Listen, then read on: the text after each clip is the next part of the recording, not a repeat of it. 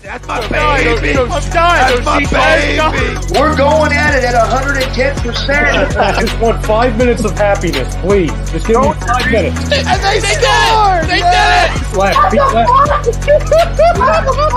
What the hell was that? Oh, yeah. What the fuck are you talking about?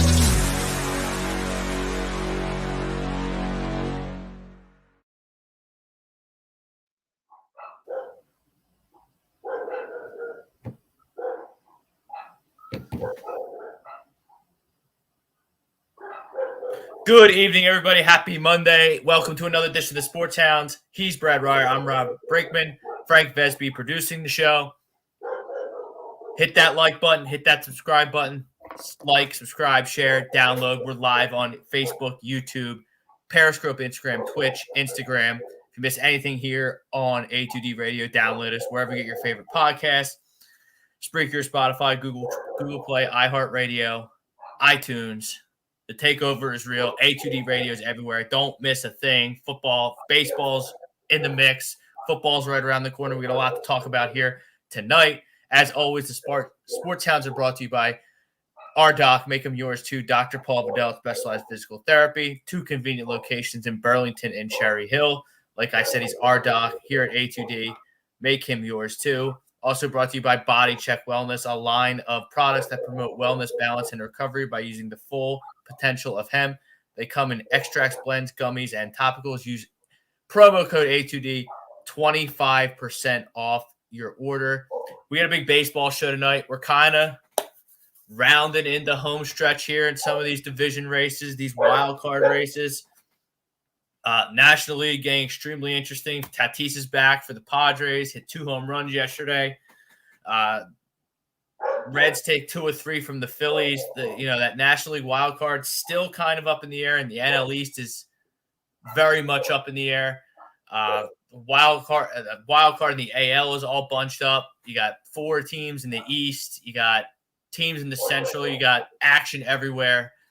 You got the NL West is a big question mark. So we're going to talk about it all. We're going to start here in Philadelphia with the National League East and the NL wild card. The Phillies can trust Aaron Nola. Aaron Nola, he's been an enigma, if you will. You know, when you need him to pitch that would be a very good word to describe him. When we need him to pitch well, he kind of spits the bit. When you think that he's going to pitch bad, he kind of comes through for you. I can trust Aaron Nola.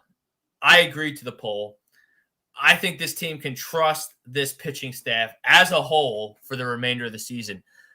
So that includes Aaron Nola, Zach Wheeler, Gibson. Eflin looks like he's about to come back from a knee injury. Even the bullpen. I think Kennedy, as the closers, kind of stabilized things. Archie Bradley's pitched well. I know Neris didn't do so hot yesterday, but he's been really good in his setup role. So Brad, as a Phillies fan, I can trust Aaron Nola in a big spot. What I can't trust in a big spot is anybody in this lineup not named JT Realmuto or Bryce Harper. Because, Brad, it seems like in Philadelphia that if these guys aren't absolutely on fire, this team really, really struggles to score runs. They don't have a leadoff hitter. Past the thunder of Harper and Realmuto in the middle, they don't really have anything. Hopefully, Rhys Hoskins can come back tomorrow, but groins can be tricky. So I'm not really going to count my chickens before they hatch in terms of Rhys Hoskins coming back. Groins are tricky. He's supposed to come back this week, spend the minimum amount of time in the DL. You do play the lowly Diamondbacks, so you got to figure you should be able to. What are you playing them, 3?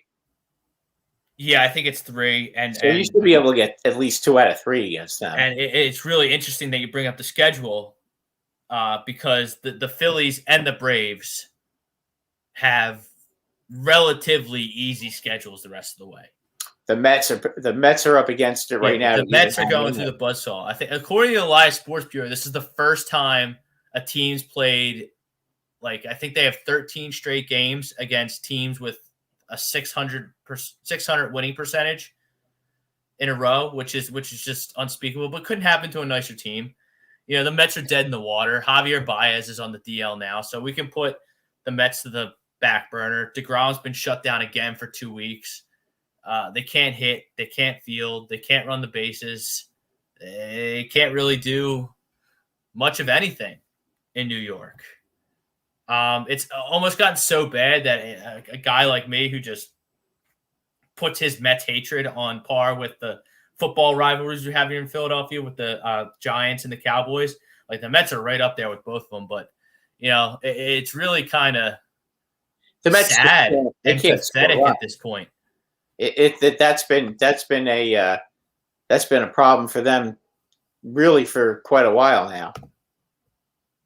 So I mean, I just don't. I don't think that the Mets are a very good baseball team right now. They don't have DeGrom, which is really hard. But I mean, they don't have enough offense to be able to compete with teams like the Dodgers or San Francisco, or if they play San Diego, God forbid, they're going to be in trouble with them too. I mean, if they're playing 9 games out there, I mean, how many games are they going to win? 3 if they're lucky. If they manage to not get swept by any of those teams, that would be to me, that would be a moral victory for them.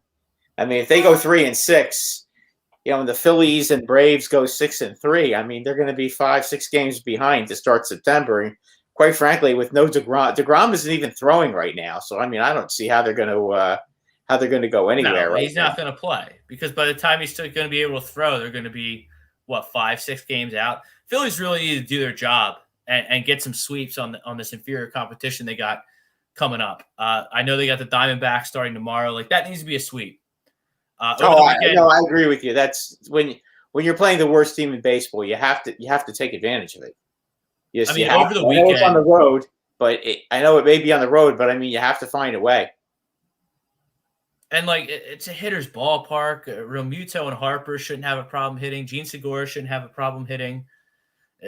Diamondbacks aren't very good because honestly, Brad, the weekend, you play the Dodgers and you're able to win 1 game against the Dodgers. You win 2-1 on the getaway day. Ranger Suarez opens the game up. He pitches well. You win the game 2-1. You lose the other 2. So you lose 2 out of 3 to the Dodgers at home.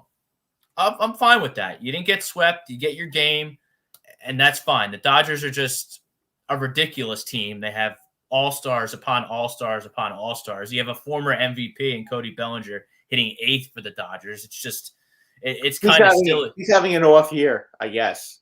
He is having an off year. He's been injured, but I mean – with these guys, they can turn it on like that. He's got all the talent in the world. He could end up having a great last 6 weeks too. So I wouldn't put it past him. And then just to put any doubt out of the minds of Dodgers fans, they go out in the trade deadline. They trade for Max Scherzer and Trey Turner, 2 guys at the tops of their position, at least in my opinion, in all of baseball. So you get one there. That's fine. And Brad, the weekend against the Reds, that really left the sour taste in my mouth because you have Wheeler on Friday, and the team gets shut out. I mean, Wheeler gives up a cookie to Votto, I think, in the 4th inning. It's a 3-run shot. What did they lose? 3 something? Did they give up only 3, or did they give up more than that? They gave up 4. They lost 4-0. Well, they got. Listen, Wheeler. You can't expect Wheeler to just shut out every time. Yeah, he's really good. He took the loss. He had a bad inning and gave up 3 runs in an inning. Gave up, I think it was Wheeler. I'd have to look up who gave up the 4th run. But I'm pretty sure it was Wheeler. You lose the game 4-0. Guess what, Brad? You got no chance to win the baseball game if you score 0 runs. No, you're absolutely right about that. And then Sunday they go out and they come out flat with the aforementioned Aaron Nola on the hill. He didn't have his best stuff. You really needed him to have his best stuff. And this is what I think triggered this poll question is because Aaron Nola, he leaves himself open to criticisms like this. It seems to me like when he's like the little girl with the curl. He's like A.J. Burnett used to be with the Yankees when he was on the Yankees. Either he's really, really good or he's just not.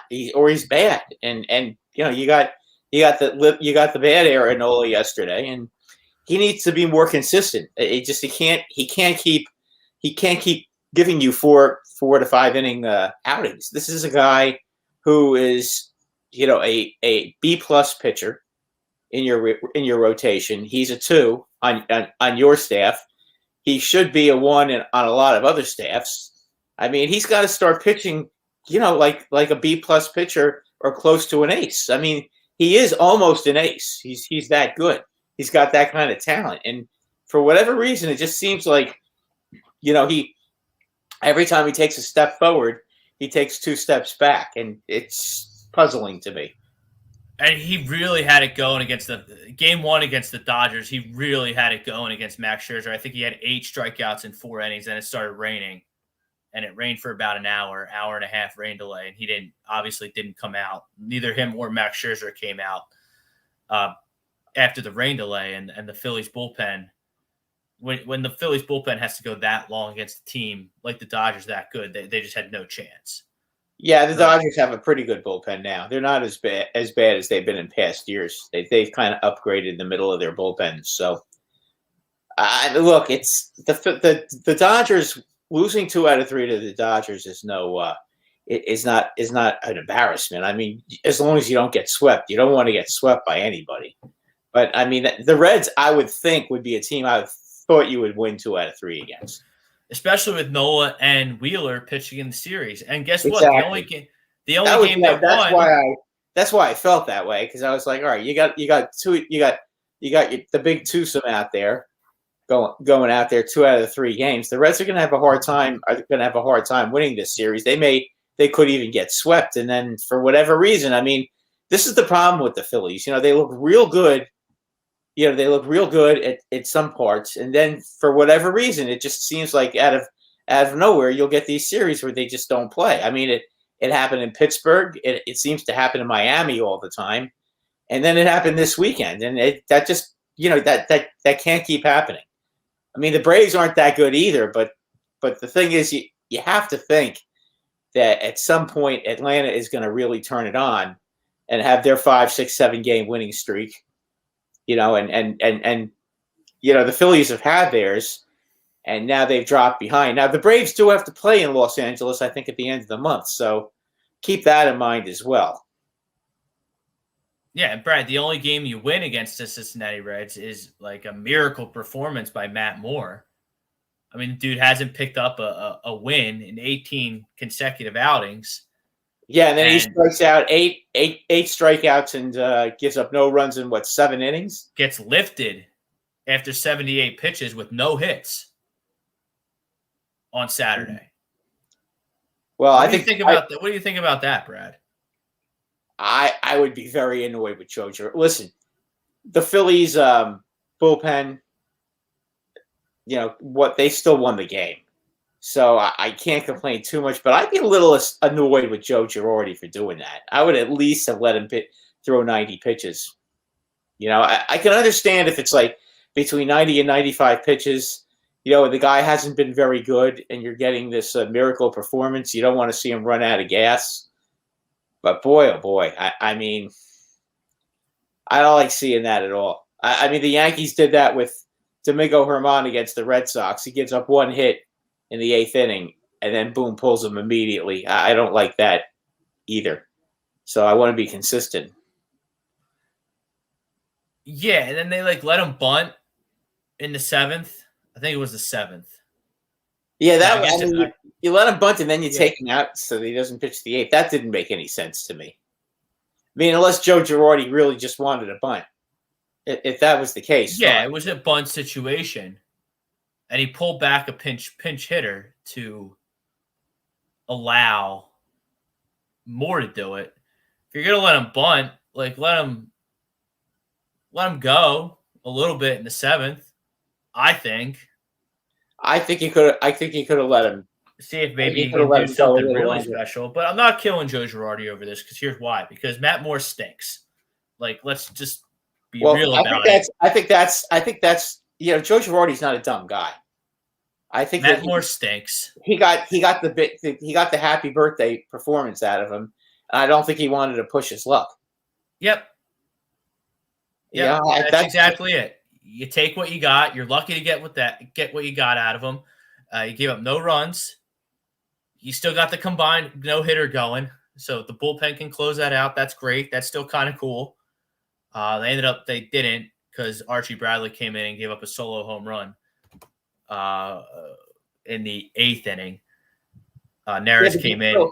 You still won the game, though. They won the game, which is fine. But, I mean, I can't kill Joe Girardi for taking Matt Moore out. I mean, I would have been a little annoyed. I would have rather have seen him leave him in there until he gave up a hit, and then maybe take him out because that.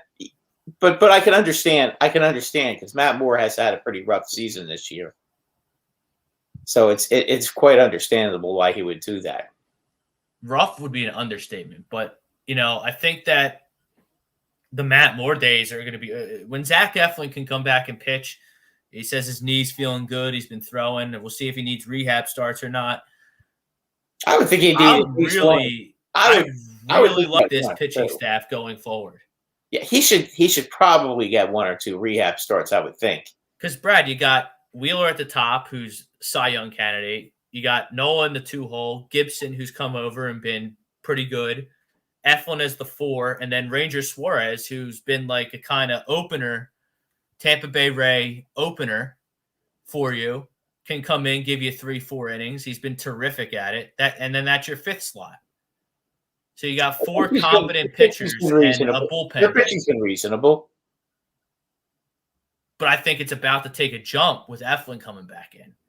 If Eflin can live up to what he's supposed to be. Eflin could come back and stink. I don't know. Eflin's another guy who's very, very up and down. But again, I think you have to give him a couple of rehab pitch starts. I don't think you can just throw him out there because he's been out for like a month, right? Maybe even more at this point. I don't even remember. You got to give him at least. You got to give him at least one game down there just to get out the cobwebs and get his control and command together. Then you bring him up. So, what do the fans think out there? We have people checking in on YouTube, Facebook. We thank you all. We're going to get to your comments in a second. Brad, I didn't get it. Do you trust Aaron Nola? I'd be if I'm a Philly fan, I'd be a little nervous with him because it just seems like he's you never know what you're going to get with him, and you'd like to see a little bit more. You just would. It's almost like, Brad, you don't even know what you're going to get inning to inning. Because I've seen him go 4 or 5 strong. Well, he'll strike out 8, 9 guys, and then he'll come out in the 6th, and he's just spent. He's gone, and they lose the game. Yeah, and there's no rhyme or reason to it. And you'll see him pitch great one game, and then he's just not very good the next game, and there's no rhyme or reason. And he will start off real well, and then he'll fade, and it's hard to figure him out. Really is. And I was watching the Ramp booth on Saturday night after work. Billy Schwimmer and John Coyle down there on the boardwalk in Ocean City. They do a terrific job. Friday and Saturday nights, 6 to 9 p.m. Check them out. They talked about the bullpen at length at the top of their show. And Brad, I got to tell you, this is the most confident I've felt in a Phillies bullpen in years. They've gotten a lot better. No question about that. I mean, I don't think you're going to see the Phillies completely fall apart in August, in the end of August and September like they have in the past. I think that's not going to happen now. I think they're deep enough with their bullpen, and their starters are good enough to keep them in games. They just have to be a little bit more consistent with the bat. And again, I think some of these teams you might be seeing them walking Harper a little bit more too in big spots. I could see that. I would even walk Harper and Realmuto because Didi Gregorius hasn't shown me nothing. He's shown me absolutely nothing. He's been playing a little bit better lately. I mean, he's knocked off the errors, so his defense is back to a degree. But I mean, Brad, he's still down at like 212, like just not having good at bats. He can do better than that. He's got a big upside. I think he can. I don't even know anymore with Didi. Maybe he's just a washed guy. I don't know. Maybe he's just washed up. Well, he has had a lot of injuries the last couple of years, so maybe that's got something to do with it. Maybe the shoulder from when he hurt himself with the Yankees when he got the Tommy John surgery. Maybe he got Tommy John surgery. Gleyber Torres got the Tommy John surgery. No, he got Tommy John surgery too. Did he? Okay. Yeah. Yeah, he was out. He was out for half the last season he was with the Yankees. He was out for half the season. He only hit 238. But, in like 80 games, he had 16 home runs and 60 RBIs. So, I mean, it was a real strong 238, if you know what I mean. Right. And then that's not a bad number. Those aren't bad numbers power-wise. You'll take that. I mean, I'm sure you take that power-wise right now from him. He's got to give me something at the dish. I think you'll see him coming on and putting up a good performance in September. He's always been a big game player. Oh, I would think he rises to the occasion. The big games are now. Like the big games are now. Every game counts. You need to squeeze out every possible win you can. And they got Arizona, San Diego, Tampa Bay, Arizona in their next 4 series. So not the easiest road ever, but you got 6 against Arizona. San Diego has Tatis back. I would have liked to seen the Phillies grab them when Tatis was injured. But I mean, Brad, their bullpen's still pretty shaky out there in San Diego. San Diego seems to be missing there. I don't know what's going on. Maybe Tatis coming back. What's missing with them is that they stink on the road. I mean, that's kind of it with them. They're very good at home, but they stink on the road, and that's what's really held them back. But getting Tatis back, I think is going to be a big spark for them. So he's unbelievable. Yeah, he's a great player. He really is. I mean, he's never played. We were warned about him. We were warned about him, if you remember. Yeah, Bob Chandler told us. But Brad, he comes back off the DL. He hasn't played a professional baseball game in weeks. He's just like, okay, I'll go to right field, no problem. And he clubs 2 home runs and goes 3 for 3, and the Padres win. 2 home runs and a double. Yeah. So it's 10 total bases, 3 for 3, a win at a position he's probably never played as a professional before. But he's an incredible athlete. Clearly. So, I mean, I think he could play anywhere. They're going to play him in right field the rest of the season because they want to make sure that he doesn't hurt his shoulder again. I guess because you got Frazier at second and Cronenworth's been pretty good. It's pretty good up the middle. So, they have a luxury to be able to do that. But, I mean, just turn your nose up at his defense at shortstop is just pretty unbelievable. I have a little question that I just got from Prism 280. How is Gallo working out for you all? 2 home runs over the weekend, right? He hit 2 home runs on Saturday to help win that game. By the way, he hit a 2-run homer in the first inning tonight, and the Yankees have a 2-1 lead. He got off to a bad start, but he's been starting to come along. So, again, I like Joey Gallo. I think that's a great move for the Yankees. He's a great defensive player. I mean, a great defensive player with a big-time arm that you can put in any outfield position. So you have him in the outfield along with Judge and Stanton. I mean, that's a real good offensive outfield. We don't have to see Brett Gardner out there except for as a defensive replacement now. So it seems like what's going to end up happening is... What's he playing, center field for you? Gallo? No, he's playing left. Judge, when Stanton is playing the outfield, he plays right. See, right now, they don't have to worry about what's going on with Stanton and where he plays. Stanton plays left field when he's playing the outfield. But they're trying to get him ready to play the outfield because when Rizzo comes back, they're going to move Voit to DH, and they're going to have an outfield with Stanton in left, Judge in center, and Gallo in right. And clearly, that's 3 big-time arms in the outfield. And you've got some speed in center and right, for sure. So that's going to be quite the outfield. Now, the only question really with the Yankees is, when is Chapman going to come back, and is he going to be effective? And if he is effective, then they're just, you hope they get to postseason, because I think if they get to postseason, they can be a very dangerous team. The question is can they get there? And right now, Oakland kind of did a little about face against Texas this weekend with a shocking 2 out of 3 loss in a series against the lowly Rangers. So Texas came back to the pack, and they play Boston tomorrow, a doubleheader, and then Wednesday, a single game.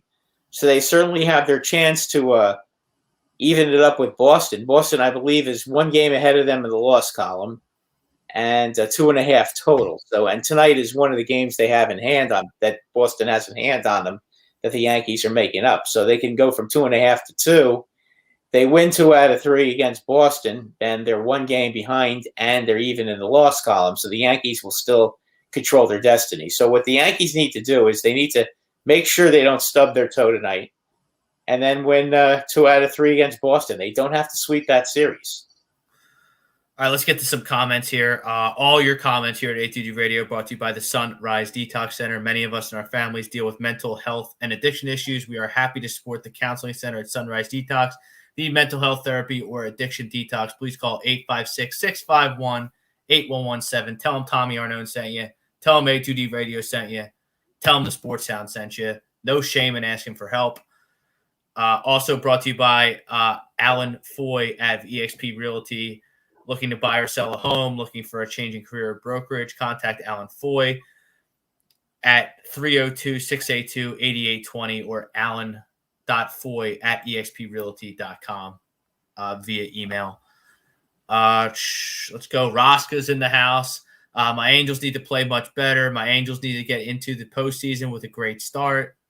Angels will be they're 9.5 games out. That's not going to happen. Yeah, they're not getting in the playoffs. Angels will be in Detroit to get ready to beat the Tigers. I'm not so sure they're going to beat the Tigers. I'll tell you what, the Tigers are on the right track. Oh, yeah. They get the Tigers are absolutely 100% on the right track. They might make the get themselves a couple year. of bats in the offseason. They can spend money. They've shown a propensity in the past to spend money, and they will spend money. They get themselves a couple of batters. They've got a good young pitching staff. That team next year is going to start emerging as a pretty good team. I mean, right now they might finish second this year in the Central, which stinks. But yeah, the Central Division is as bad as your division, except that they've got one really good team, and that's the White Sox. No, the East has more star power. I think top to bottom in the Central. Yeah, no, I think the National League East is a little bit better than the American League Central. Yeah, although the White Sox are a real good team. But I like their closer, Soto. I like Casey Mize. Scope just hits every year. Except when he's on my fantasy team. Miguel Cabrera. I mean, I think he's going to get his 500th home run soon. He's at 499 career home runs. Yes, if I'm not mistaken.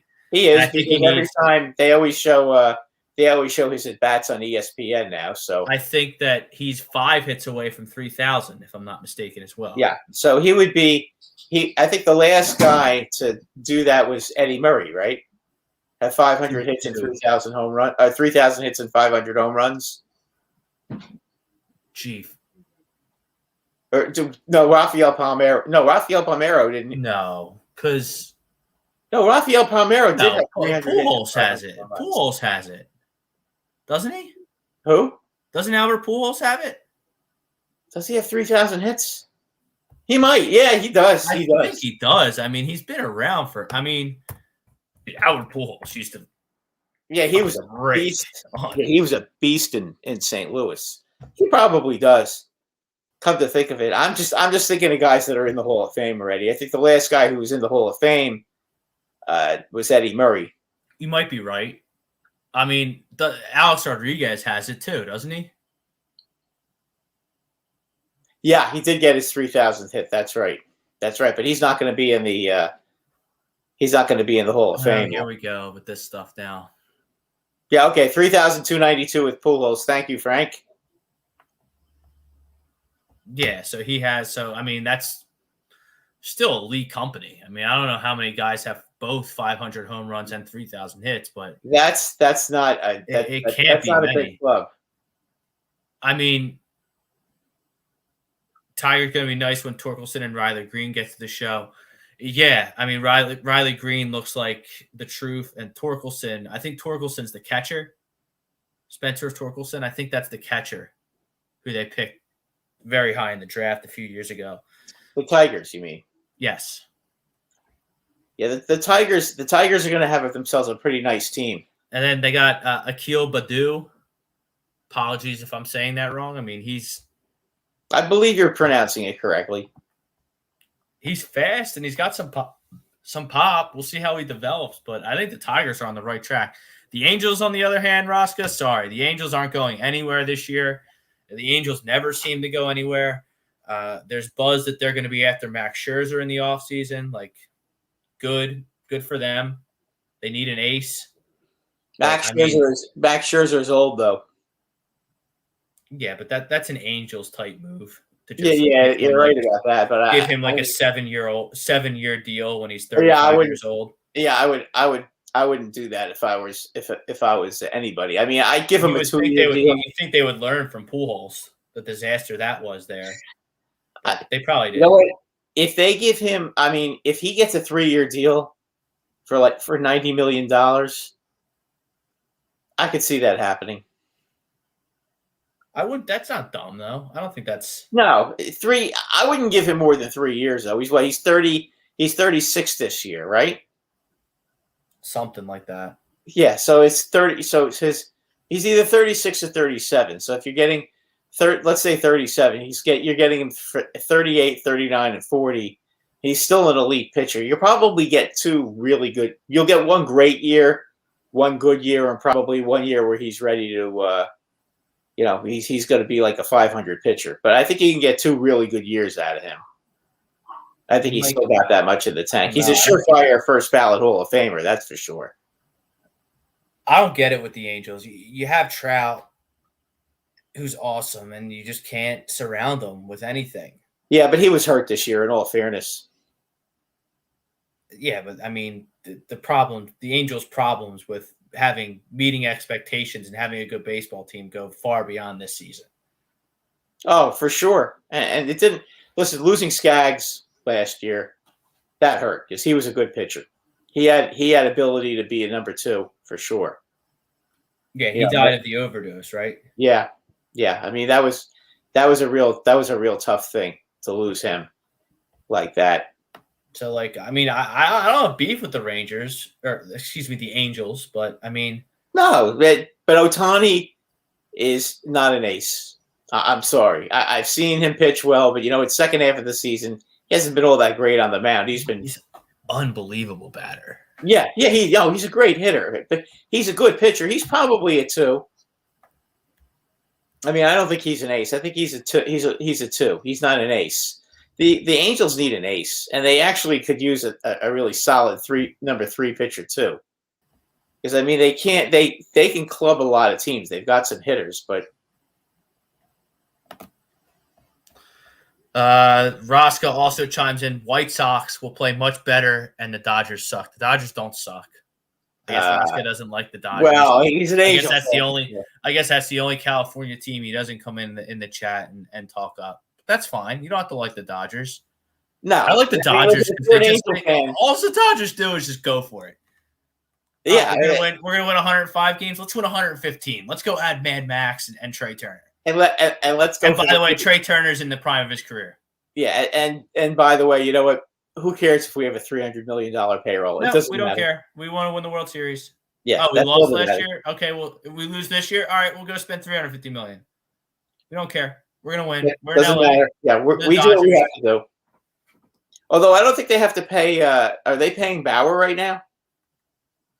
That's interesting. I don't know what the logistics are of that, but he went to court today, and I don't know these Deshaun Watson, Trevor Bauer things, and is it? But he's going to get suspended too. You know that.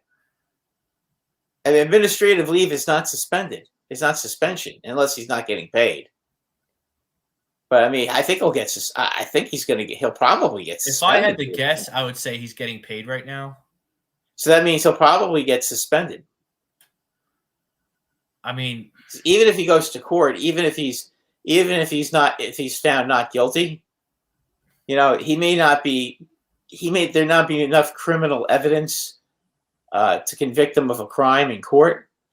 But if Major League Baseball feels that he did something that they don't approve of, kind of like Chapman, you can't just go into your garage and start shooting up your garage after having a fight with your girlfriend. He got like 30 games for that. So, that's if he gets 30 games for that, then you would think that you would think that something's going to happen with Bauer. That's aggressive though. That's aggressive though. Well, that's a little 30 bit. 30 games. Well, because that was a really asinine thing for him to do. It was stupid. Yeah, Well, at least he didn't shoot her, shoot someone, shoot himself. Well, no, He didn't blow off steam the way he should have.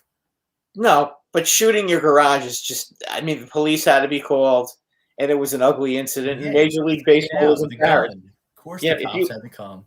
Yeah, listen. If you embarrass baseball, you're going to get suspended. I think they've made that very clear.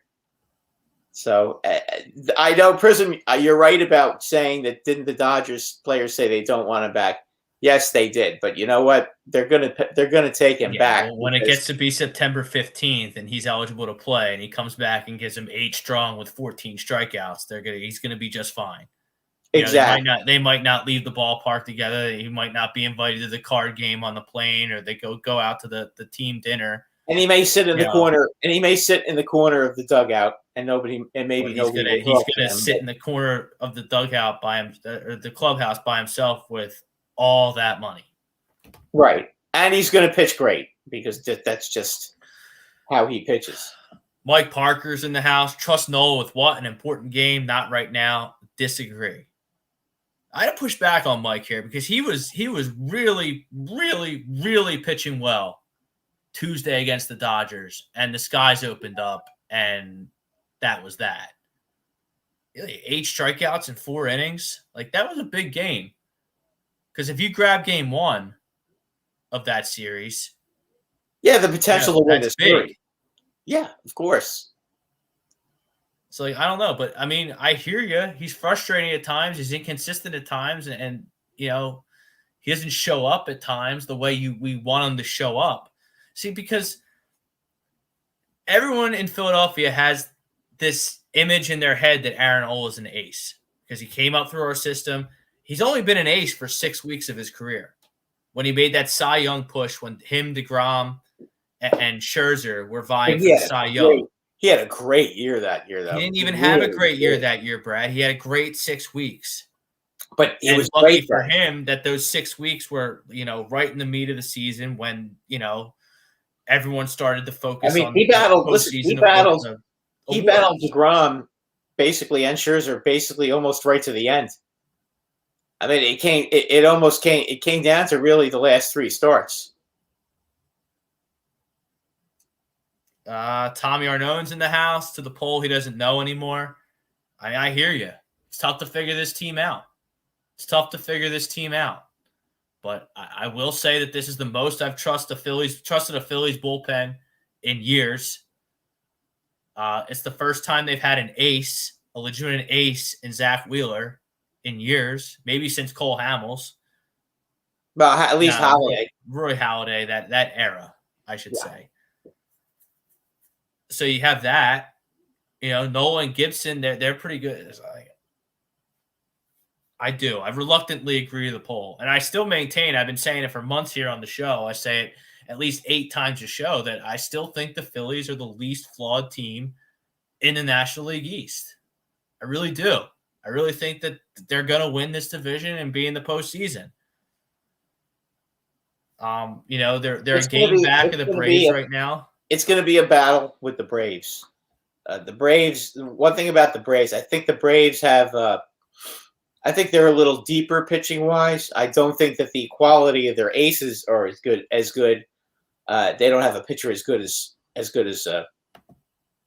Wheeler, but I think from 1 to 5, they're pretty good as far as their pitching. Their hitting tends to be a little Anderson's hurt. Morton's pretty good. Free's pretty good. Tuki Toussaint's been pretty good too. He's up and down though. I mean, he's like a poor man's version of it. If you don't trust Aaron Nola. Yeah, but he's can you not. trust He's Tuki not. But he's Toussaint? not a number 2. He's not a number 2 pitcher. I think he's their number 5 pitcher, isn't he? But he's not bad. I've watched him pitch a few times. He's okay. He's not bad. I mean, I'll take my chances with Aaron Nola over that guy. Yeah, Freed. I don't know. I mean, I think Freed and Morton are better than Nola, but I don't think either of those guys are better than Wheeler. The lineup without Acuna is definitely different. But it seems like the Braves just find ways to win games. Now I know they've been playing bad teams. Their latest little winning streak that they've had, they basically been beating up on bad teams. They've really had a feast against the Washington Nationals lately and the Marlins. They got beat 2 out of 3 also against Cincinnati. By the way, when was it? A week ago? I mean, the Reds are good. If Luis Castillo pitches well, the Reds are good. Yeah. Oh, Mail's pretty good. Sonny Gray's pretty good. Their lineup's really good. Miley has been a real surprise to me how well he's pitched. So Smiley's pitched pretty well for the Braves this year. He's been a bit of a surprise. I don't think anybody really expected much out of him. But watch out with the Braves. They have their very. I mean, and that's who's. The Braves are a very gritty, gutty team, and they do seem to hit in big spots. You know, they always seem to get enough runs to win. Freeman is back, and he's hitting the hell out of the ball, and we'll see. Timmy Hickfire's in the house. Trust Zach Wheeler too. Yeah, obviously Zach Wheeler's awesome. No, Zach Wheeler. Joe, hey. I'm assuming that Zach Wheeler is one of the top. Joe Girardi. In the National League. He's going to be. He's in the house.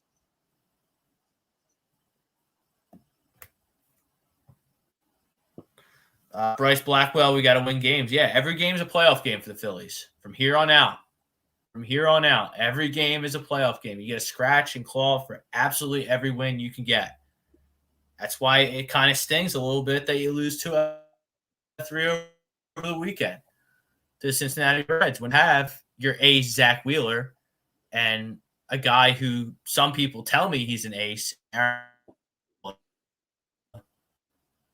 think the fan base we have to say that he's not. I mean, listen, generally he's not an speaking, ace. knows that. No, Aaron he's not Nola an ace. is not an ace. He's not.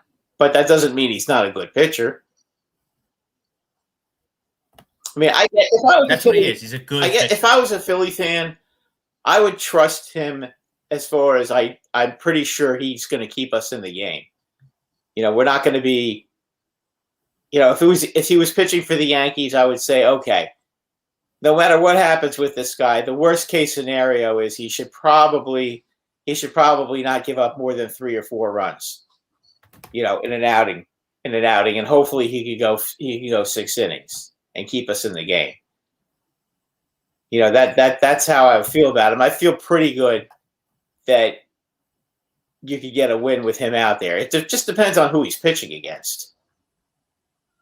You know, if he's pitching against one of the elite pitchers, probably not. But if he's pitching against most other 2s in the league, he should win. I mean, he's one of the better number 2 pitchers in the league for sure. He's definitely in the top 10 for number 2s, without question.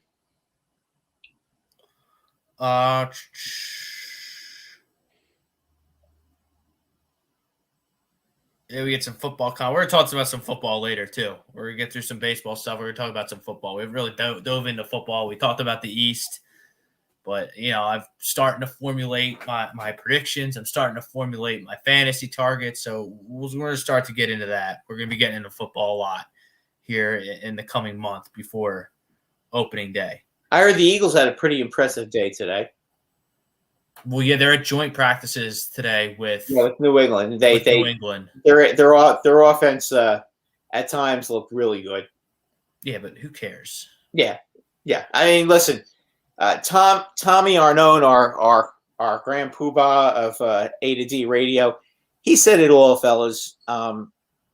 If you're going to start complaining about preseason football, this isn't the room to do it in. I mean, it's meaningless. So if you want to go out and be like, I can't get into the people who are like, oh, Quez Watkins is a number one receiver now. Like, he's going to start and everything's going to be fine in the Eagles receiver room. Like, I can't do that. Yeah, you can't. You don't know. Remember that. a few years ago when Chip Kelly and the Eagles went to Lambeau and Sam Bradford, he threw for like 250 yards in the first half and 3 touchdowns, and everybody was on the Chipadelphia Super Bowl bandwagon, and they fell flat on their face in the season. That's always what I point to when anybody wants to talk to me about preseason football. Yeah, it's hard to really. I barely watch preseason football. I'll tell you what, I did watch Trevor Lawrence's first series last week. This weekend when Jacksonville was playing. Who's Jacksonville playing? They were playing a good defensive team. I think they were playing. I saw some of it too. I can't remember who they were playing. He looked okay, but he was running for his life. I mean, he was in a tough spot. Yeah, I mean, they're just not very good yet. They got to get no. But he looked. He threw a couple of BBs. He threw one. He threw a sideline pass like about 15 yards down the field, and you have to have some good zip on that ball to be able to make that throw and make it convincing. And he looked the part to me. I mean, I'm not ready to say he's the next. He's the next franchise quarterback in the NFL. I don't know that yet. You can't really say that off of one series. Nitro Freak on YouTube. Trust him as what? A 2 or 3 starter in the postseason. He'll definitely be in the rotation. We know that. We're not talking about that. We're talking about if Aaron Nola is your number 2 pitcher, you're doing pretty good. And that's what he is for the Phillies. So, that's why I trust this pitching staff. Well, Rob, as a whole, bullpen and starters right now. This is what I'm going to ask you, okay? Game 2 against the Milwaukee Brewers, okay? Because that's most likely who you're going to end up playing, okay, if you win the division, okay? Right. How do you think he matches up against, say, Freddie Peralta?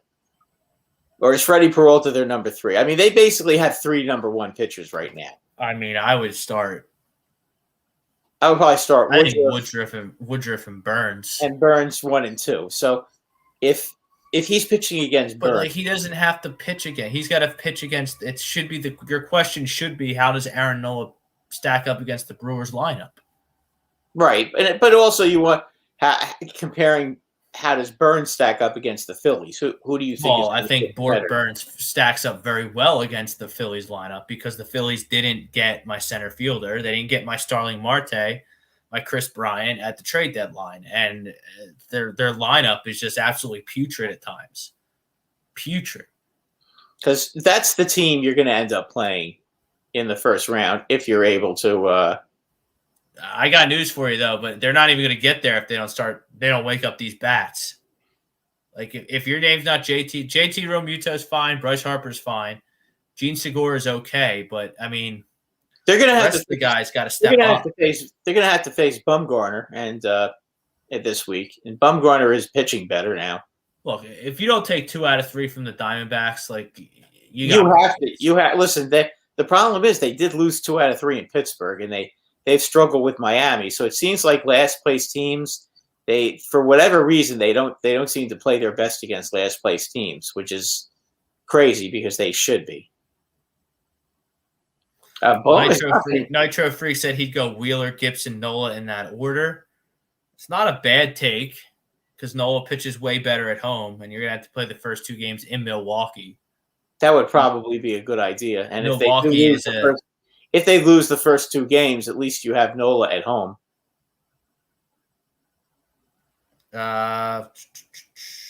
His stuff doesn't move. He'll get lit up like a Christmas tree.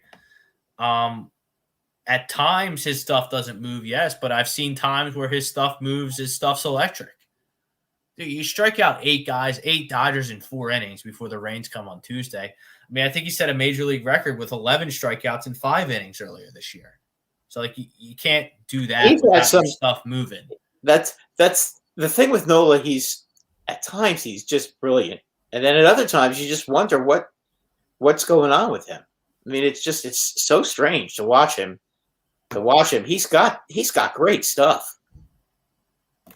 I mean, he's got that fastball that seems to go in on right-handed hitters. It's like a screwball, and that pitch is tough to hit if you're a right-handed hitter. You know, it's not so easy when you're a left-handed hitter because it's running away from you, and a lot of times it'll end up out of the strike zone. So, I think sometimes he's just a head case. I really do. Rosca, he's ready for college football as well. The initial AP poll comes out today, Brad. Sounds like Alabama is going to be just really Alabama's really good. Oklahoma is number 2, even though I don't trust it. I don't trust Oklahoma as far as I can throw them. I think who was number 3? Clemson was number 3. We'll see how they are without Trevor Lawrence. They're probably loaded. I haven't really looked it up yet, but Dabo's a great coach. 4 was Ohio State. 5 is Georgia. And week 1, early September, Brad, the Clemson Tigers and the Georgia Bulldogs are going to go head-to-head. Nice. On a neutral field. That'll be – more teams should do that. That's awesome. Yes, it is. Because you know what? A lot of time they need to do that once in a while because you know what? That division, that league is so good, but home field is huge in that league. Especially it's going to be on a neutral field. Yeah, I'll have to watch some games before I can make an opinion on that. I mean, they're both loaded. I mean, it's number 3 versus number 5. It should be a really fun game. Greg Milakovic, he's in the house. He agrees to the poll. We have no choice but to. What other options do we have? I mean, that's true, but it's like, do you feel good about it? I know we have to trust him because it's who we got, but do you trust him? Do you feel good about it? I feel good about it. Yeah, when I see Aaron Nola's on the hill, I don't bury my hands in my face in my hands and say, "Oh boy." Right. I feel good about it. I think they're going to win. It's not a cringeworthy situation. Listen, it's not like me when Andrew Heaney pitches for the Yankees, okay? And you're sitting there just like with your hand like this, like trying to cover your eyes so you don't have to watch the TV set because another home run's going to get hit. Is he even going to be in the starting rotation? He'll be there until I'm trying to think now. So Montgomery's back and Cole. Montgomery and Cole are both back. So Cole, Montgomery, Tyone, Nestor Cortez, and Heel. So he may not be. I hope not. He's just. I mean, he's terrible. I mean, I know they got an extra arm because they were desperate, and at the time they didn't have anybody. They couldn't really call anybody else up. They didn't have anybody, but my God, they could do better than that. I mean, Rob, you could give up 4 home runs a game, right? I could easily. Yeah, I might do well because I would throw the ball so slow it would confuse everybody. Yeah, and I probably couldn't reach home plate at this late stage of my life, so. The Prism 280 is the Bohm kid starting at 3rd. I hope not. I'm done with Alec Bohm. I've seen all I need to see. The kid can't play. He's 24 years old. He's had plenty of time to show me he can do something. He can't play. He's a liability. Joe's not going to play a guy. Joe is going to play to win. He doesn't care whose feelings he hurts. This time of the season, he's not fooling around anymore. He's not going to let any kids go out there and try to prove themselves. He wants to win now. This is I it. could live with Bohm at third base if he could field the ball, but he can't field the ball and he can't hit. So like once Freddie Galvis is back from injury, I fully expect Freddie Galvis to be in there at third base. I think. Then you got Ronald Torres, who's been great. Like I can't experiment with Alec Bohm anymore. You pretty much know what you're going to get with Torres. Torres, he's going to field the baseball. Yeah, and he grinds out there. He has difficult at bats because he's tough to strike out. He can get a big hit every now and then, and he's also a terrific base runner. And he's also the kind of guy you can use as a pinch runner late in games too. He's a very valuable player to have on your team. He is. He's been great. I love him. Roto, he's great. Yep, we used to call him Big Toe because he was so small. Prism 280. You think the catcher's calling the game that could potentially to blame if Nola doesn't shake off pitches and throws what the catcher wants? Isn't that some of that on him? Girardi's the one that calls the games. Girardi was a catcher. So let's just figure that out. So he relays the signs to Realmuto, and that's what gets called. Absolutely. But I mean, look, JT is not. He's primarily an offensive catcher. He's got a good arm, and he does an okay job calling the games. But he's an offensive catcher.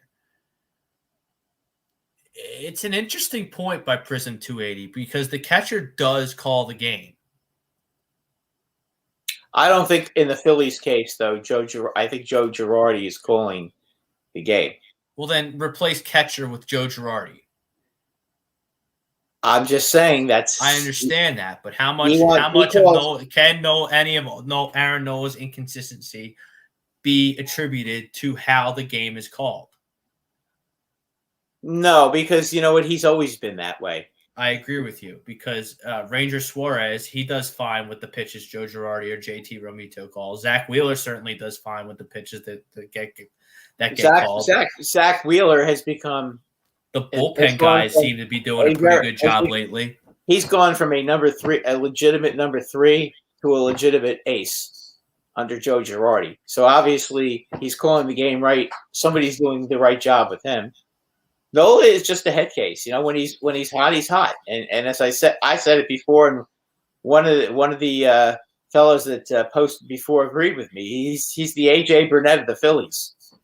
I mean, AJ Burnett, I know he pitched for the Phillies too, but when he was with the Yankees, AJ Burnett had some games. I mean, he pitched a gem in the World Series. I think he pitched like a 2-hitter. Yeah. When the Yankees were down a game in game 2. Oh yeah, he did. Yep. Yeah, but then he'll have games where he'll get knocked out in the second inning, and give up like 4 home runs. I mean, that's just what you're getting with him. Let me bring up these standings here, getting some American League stuff. Do you have a Yankees score, Brad? 2-1 in the top of the 5th, I think. The Rays were losing for the first 3 innings to the Tampa Bay. The Tampa Bay Rays were losing to the Baltimore Orioles 2-1. Oh, I have no faith in the Orioles to hang on to that lead. No. Tampa Bay's winning 2-1. Oh, okay. The Orioles were winning 1-0. Oh. Until Tampa Bay just got 2. I have that game on in the background here. Yeah, I have no faith in the Orioles. The Orioles are embarrassing. Yeah, they've been really bad. But there's tradition there. Like Baltimore's a good city. Like they have good fans. They show up for the Ravens. They seem to be invested in the Wizards. Listen, they're invested in the Orioles too, but they have to. The Orioles at least have to. But the Orioles aren't invested in the Orioles. Well, the problem is that Angelos' kids have been running the team for the last few years, and they've run the team into the ground. When Angelos was completely in charge, he was spending the money he had to spend, and they were doing what they had to do to be, to be competitive. His kids just don't. They don't care. They just don't spend any money. I mean, you've got two really good offensive players on that team. Mullins and Trey Mancini. They got 2 very good offensive players on that team. Hayes is not bad. Santander is not bad. Mountcastle is going to be a really good. Mountcastle's a beast, man. Yeah, I mean that guy's pretty good. Yeah, they've got some hitters on their team, but their pitching is just from. I mean, it's from hunger. It's unbelievable how bad their pitching is right now. And like I get it, like they're up against it with the other four teams in the division. Yeah, but look at Toronto. Yeah, but Toronto is invested in Toronto. But Toronto a couple of years ago wasn't so good. No, well, they drafted some really good players, and then they spent a few bucks to improve the team. And God bless him with Robbie Ray. What a move that was. I know. I personally was laughing when they signed Robbie Ray. I was like, big deal. And he's been real good with them. Their pitching staff 1 through 5. It's not bad. Like there's no holes in it. No, sure, they don't have an ace, which might hurt them in a wild card game or a playoff series. But they're a bunch of 3 and 4s. They're all pretty good. Alex Mona, he strikes out a bunch of guys. Steven Matz has been extremely serviceable. Robbie Ray's been good. We just talked about him. Ryu's been great. Very good. I'm missing their 5th guy. Stripling, but he just got hurt. But I mean, yeah, I don't know who's. He's always been like a 5-6 inning guy who's can strike out. He's going to keep guys. He's just going to keep guys in the game. He'll keep that team in the game, and they've got a terrific offense. I mean, that's as tough a lineup as you'll ever want to see. Although Springer got hurt again, which could hurt. Yeah, it's a shame. He was on fire. We'll see how serious that is. Did you hear any word about how serious that is? I didn't see anything. No, I haven't heard anything yet. So, I mean, I think they still consider him day to day, but they haven't put him on the injured list yet. So maybe it's not that serious. But that lineup is a bear to get through. Another lineup that's a bear to get to. The game just went by far the game of the night. Thin slate in baseball, but a big series in the American League. The Oakland Athletics and the Chicago White Sox. Huge series. I mean, this has wild card implications. I mean, major wild card implications. This has home field advantage. The implications for the Chicago White Sox. I mean, this is a big series against. I mean, I don't know about the A's or how good they are because they were playing good. Then they go out and lose 2 out of 3 to the Texas Rangers. Which is just they smoked Cleveland though. Boy, Cleveland is terrible. Texas. No, Cleveland too. They're terrible. But I mean, Texas. It's hard to believe that they lost 2 out of 3 to Texas. Yeah, but they did. I mean, they didn't bring it. Their pitchers didn't bring it. Their pitchers were getting lit up. Oh, absolutely. Mania got lit up, and Mania has been terrible this week. This past week, he got bombed. He got bombed in Cleveland, but fortunately, his teammates were able to come back and win the game. And then he got bombed in Texas, and they weren't able to come back and win that game. Yeah, this is a big series for Oakland because Oakland, the Yankees are going to be playing Boston, so Oakland can gain ground if they beat Chicago. They can gain ground on both those teams. See if I get the game on here. It's but on regular ESPN. Yeah, that is a big matchup, and of course, we are all rooting for the White Sox. Well, the White Sox, I mean, their lineup is absolutely relentless. Yankees. I mean, for whatever reason, Craig Kimbrell hasn't really found his groove yet. There as the setup guy for Liam Hendricks, and for whatever reason, the New York Yankees had their way with Liam Hendricks, who's a really, really good closer. They have always had their way with Liam Hendricks. Do you know his ERA is over 8 against the Yankees lifetime?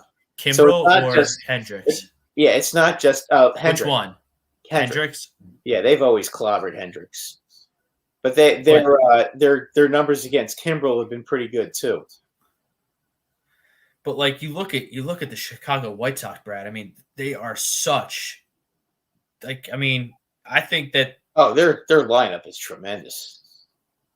I mean, Anderson leads off. Of course, he hit the great walk-off, the epic walk-off home run in the Cornfield game on Friday night, which was a lot of fun. They should do more of that stuff in baseball. They want people to watch. They want Rob Manfred wants people to watch. The answer's not frisking everyone for pine tar in between innings. It's doing cool stuff like that the casual fan will actually watch on a Friday night or on a weekend. But Tim Anderson, Cesar Hernandez, who's a really good player. Although he helped us out yesterday by hitting it into a double play in the bottom of the ninth inning with runners on first and third. He can't win them all, but I mean, that's a pretty good game. Day, Rob. He had 3 errors and went 0 for 4 and hit into a double play to end the game. That was definitely not his highlight game. No, but some guys have games like that. But I mean, Eloy Jimenez and Luis Robert are back. And Eloy Jimenez is a power machine right now for the White Sox. He's hitting everything out of the yard. Oh, yeah. And Abreu is so dangerous. Abreu, when Abreu is just a professional hitter. He's just tough to get out.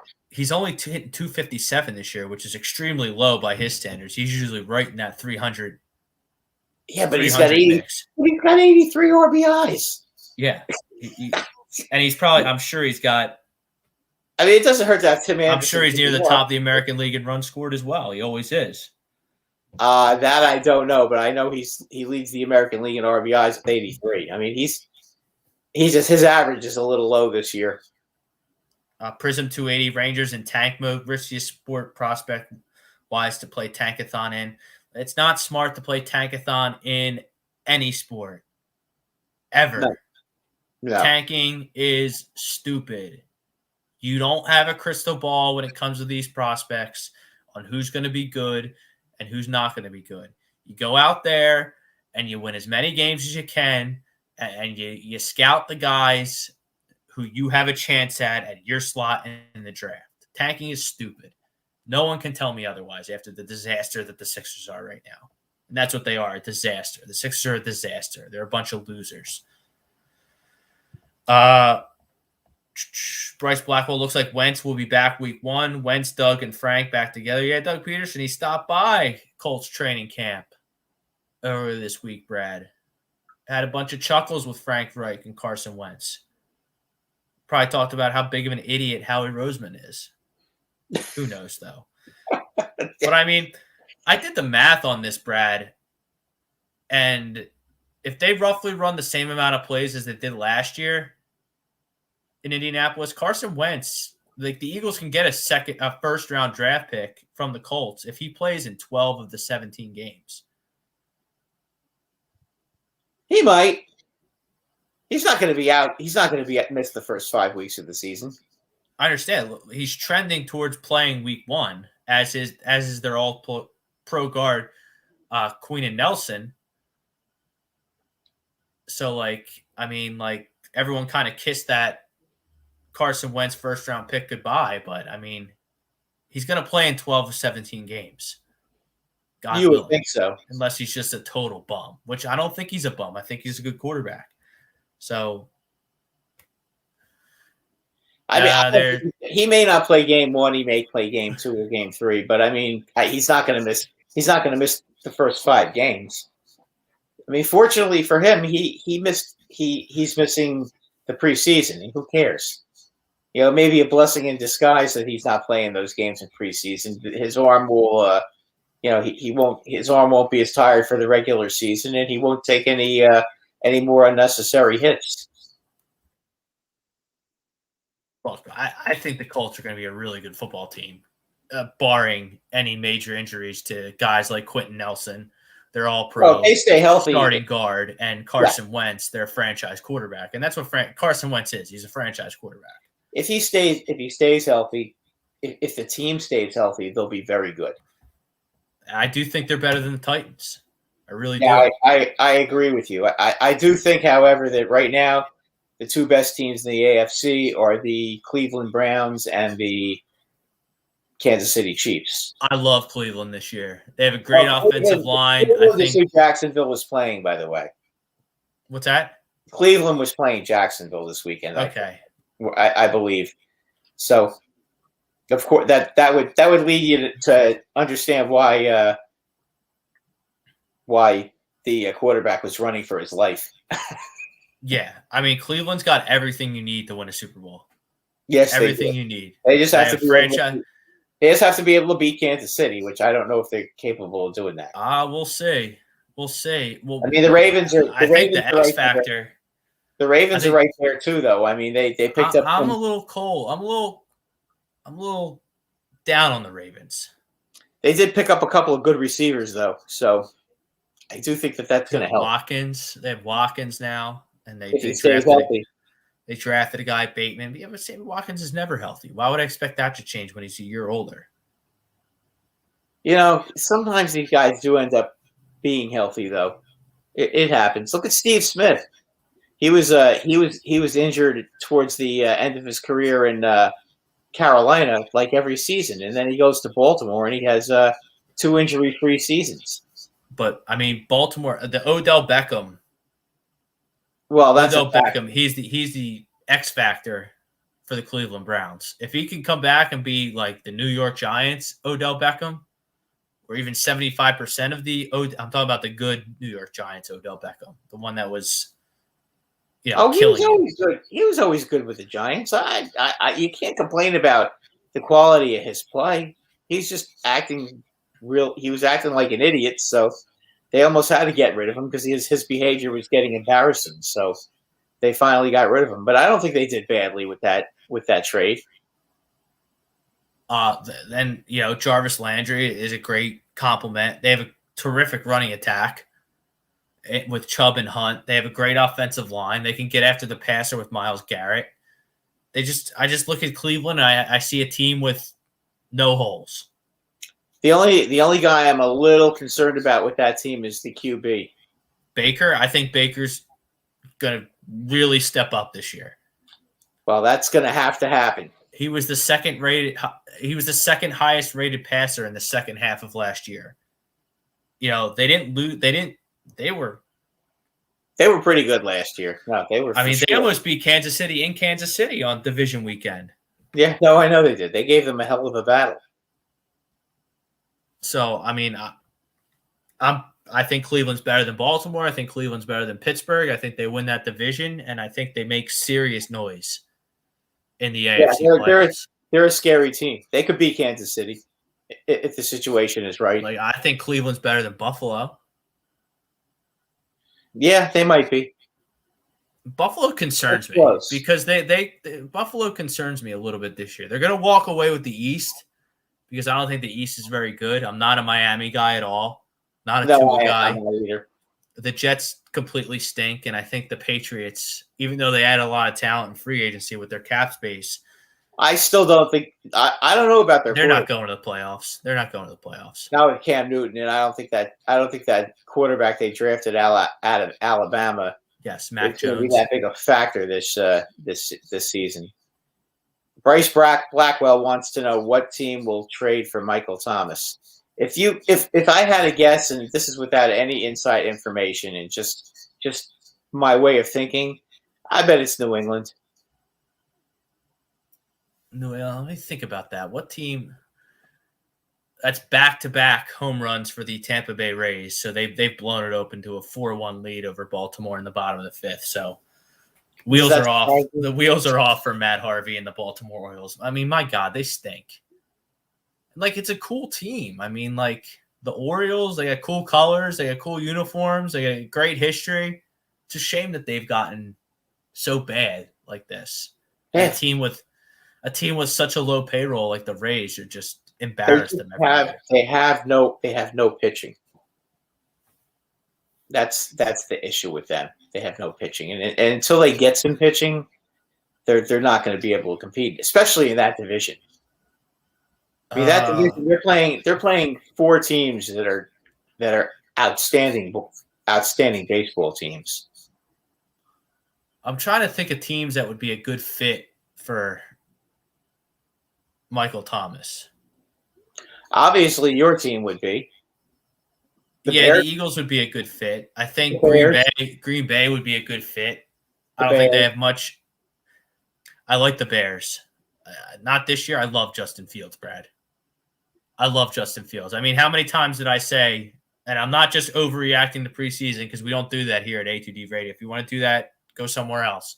I don't overreact to preseason football, even though he did play well. But how many times leading up to the draft did I say that he should have been the second pick in the draft? Yeah, I mean he's a big time. He looks like he's going to be a big time quarterback. So yeah, I mean, would like Michael Thomas in Chicago. 49ers. The Niners, any team that needs another receiver, that's good because Thomas will want to go to a good team. But like you got to have a possession receiver. Like I don't necessarily Damian Hernandez. I mean Arizona. I don't know if that's the best fit. Well, Thomas doesn't have to be that. It would be a good fit for him because you know what? He doesn't have to be the big dog there. I like the Chicago, but Chicago just traded a bunch of draft picks for Fields, so they're working with a little bit of a short deck. Yeah, what are they going to do? Give up a fourth? I don't think the Saints would. The Saints would give. No, you're going to have to give up. I mean, he's a premium receiver, so like he's going to get. You might not have to give up a one to get him because the Arizona Cardinals didn't give up a. They didn't give up a one for DeAndre Hopkins. I think you'd have to give up a third-round pick. And, I mean, I don't know if the Bears can afford to give up a first, a second, and a third. Tell you what, Indianapolis would be. Yeah. That would be a good fit with Carson. I just have a safety blanket for Carson. And the reason I think it's going to be New England is just because, they're such weasels. They always find a way to get these guys. Could be Pittsburgh, too. Nah, I think they're pretty set with their young guys. Okay. Unless they're trading a player. Unless they're swapping Juju for Michael Thomas or something like that, which yeah, no, that wouldn't make sense for either team. Why would you do that though? You're not really improving your team. You're just if you're trying to get rid of a headache, take another team's headache and get rid of your headache, maybe. But I mean, the Saints looked awful in preseason. They're really going to miss. They're really going to miss Drew Brees. Well, again, I'm not going to go by preseason. From what I heard, their quarterback situation wasn't so bad, but we'll see. Well, I mean, they just turned the ball. They turned the ball turned the ball over 6 times against the Baltimore Ravens in their preseason opener. That's not good. No. Wims, Dalton, and a fourth for Thomas. I mean, I don't think that gets it done. I think a third probably gets it done.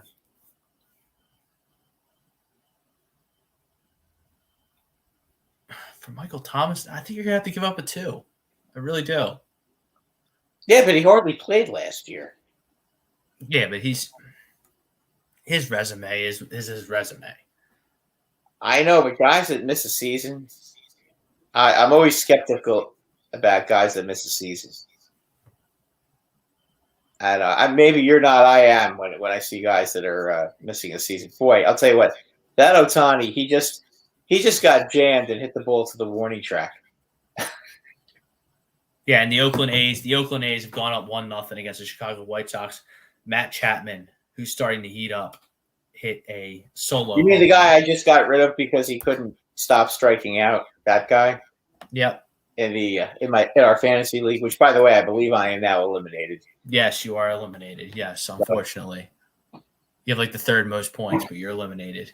Yeah, it doesn't matter. Yes, Prison 280. There's rumors that Michael Thomas has asked out of New Orleans. Yeah. Oh, he asked out last year. I don't know what the beef is there. Well, him and Breeze were fighting because Breeze was a Trumper and he wasn't. So that's the stupidity with politics, which you should Stupid. out of football. Who cares? Leave out of locker rooms. I mean, there's nothing that could turn a team more is when they all start with being politicians. That's always a recipe for disaster. You got to leave that stuff alone. But getting back to the AFC, I think we're on a collision course for the Browns and the Chiefs to be. I agree. In the AFC title game, I think they're by far the two best teams in the AFC. Yeah, if the Browns are able to keep it together and continue to be a mature football team, and don't play stupid football, they're going to be fine. When they got rid of Freddie Kitchens, it seemed like last year everything was a lot better. And I'm not blaming Freddie Kitchens for being a bad coach. I just think that Freddie Kitchens but to put a rookie head coach with all those egomaniacs, that's almost not fair. Yeah, but Kevin Stefanski did just fine. Kevin Stefanski is really good at putting his quarterback in positions to succeed. He did it with Cousins. Has been around forever. Yeah, but not as a head coach. True, but I think he garnered more respect than Freddie Kitchens did.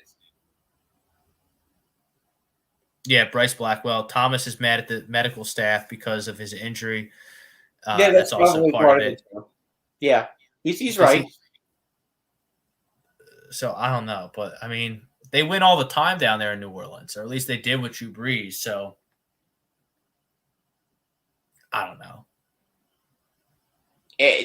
Listen, that team is very hard to figure. I can't see them being the same team without Drew. I just can't see that at all.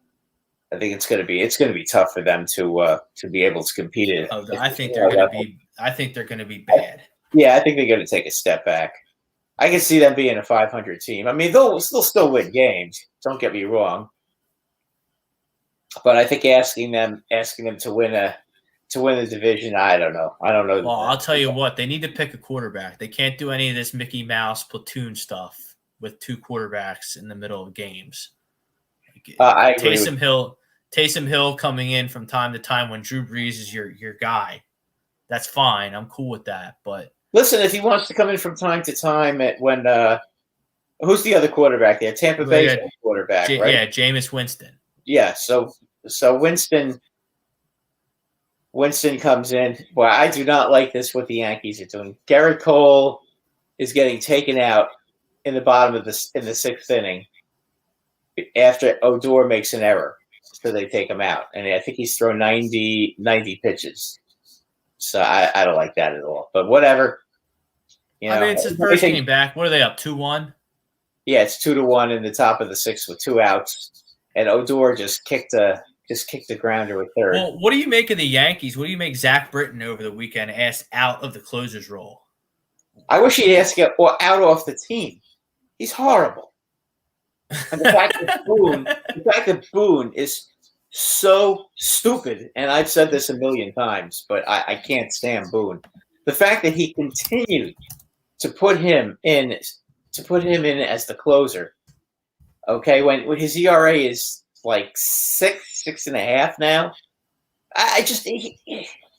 All the guy does is look at analytics. He doesn't look at how the guy is going. If the guy is not pitching well, okay, drop your analytics and take a look at how bad the guy's been. The guy can't throw strikes.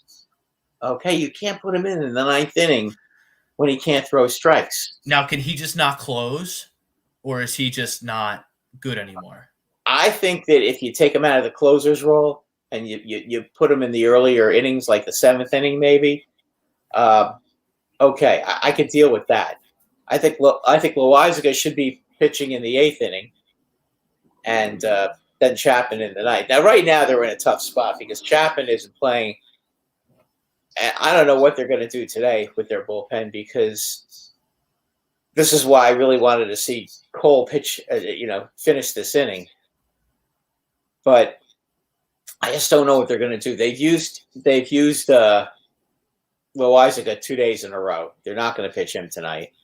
I mean, I guess they're going to have Green, and I mean, yesterday they almost blew the game because, again, not Britton, but Boone once again with another bonehead move using Lucas Luque in the ninth inning with a 5-1 lead. He's another guy who's not a champion of strikes. So, I mean, I don't know. Oh, God. Zach Britton is now pitching in the sixth inning. As I said to you, I would like to see him in the in earlier. Let's see. They brought him in to pitch to Jared Welch. Jared Walsh, excuse me. That could be this is a very dangerous gamble because if he doesn't get that sinker down against this guy in Yankee Stadium with that short right field porch, this could be a disaster. But yesterday he ends up bringing in Wandy Peralta, and Wandy Peralta gets the save. So, I mean, I would have gone with Albert Abreu again. Albert Abreu came in and saved Britton's ass on Saturday night, but again, he just looks at his analytics. He doesn't watch how guys actually pitch. So, Garrett Cole 5 2. Garrett Cole 5 2/3, 9 strikeouts. Yeah, he was outstanding. He was not bad for his first game back. Yeah, I mean that's just what the Yankees need. They listen when you lose three of your three top pitchers in the starting rotation. That's tough, especially when you've already got one guy out. Corey Kluber was out; has been out since May. So, you're losing Herman to an injury. You lose Cole and you lose Montgomery. 3 starting pitchers like that. That's tough for the Yankees. You got to give them credit. I mean, they win 3 out of 4 against Seattle. They win 2 out of 3 in Kansas City, and then they win 2 out of 3 in Chicago. I think they've done pretty well for themselves. I mean, one thing about the Royals, they have no pitching, but they can hit. The Royals can definitely hit. They can hit. So if you don't, if you throw some clown on the mound against them, they're going to hit you. Getting back to some football. Damian Henry, what are y'all thoughts on NFL turning soft and protecting players' feelings with the stupid taunting rule? Point of emphasis this year is going to be taunting. A lot of 15-yard penalties are going to be administered for taunting. I think it's stupid. I think the NFL is soft. I mean, if you make a big play, if you want to bark a little bit, that's fine by me. And just everything's soft these days. I mean, everyone who follows me on Facebook, I think everything's soft. Soft. Politics is soft. By the way, Rob, sports are soft. Life is soft. People are soft. Everything's soft. Zach Britton comes in the 6th inning and strikes the guy out on 4 pitches. He's just not a closer. He's like Hector Neris. Hector Neris is terrible as the closer. Yeah, he just needs to be. He just needs to come in earlier. That's all. He was throwing strikes to the one batter. We'll see if Boone goes back to the well with him in the 7th inning. I don't know if I would do that. I think I would just say, okay, you got the strikeout, try to nurse him back to health that way and have a good experience out there and not push his luck, but we'll see. Yeah, Don 19, our Detroit faithful, Sports Hounds fan, ATD radio follower. Yeah, we're giving the Tigers some love. We're giving some Tigers some love earlier. They're definitely on the way back. I think the Pistons are on the way back too. Boy, Cade Cunningham looked pretty good in the summer league. I'll tell you what. He's going to be good. I was watching a little bit of the game against the Knicks, and he looked real good. Brad, I think we're going to be looking back at the latest edition of the NBA draft, the 2021 NBA draft, and it's going to be, I think, one of the better ones in recent history. Jalen Green's a stud. He went second. I think you're going to see a lot of good late first round picks and a lot of good second round picks this year. I think you're right. Very deep draft. Very deep draft. Yeah, and there weren't that many scouts out to really see these guys play either. So I think anything after the top 5 is going to be very, very interesting. And then have you been following the Ben Simmons saga here in Philadelphia? Yeah, I've been watching what's been going on. It's a complete joke. And now I get to go off on the Sixers. My favorite topic is to just go off on the Sixers. Well, I mean, like, who does Ben Simmons think he is? Who does Ben Simmons think he is? He's upset. Yeah, he's upset. He's upset. He feels disrespected.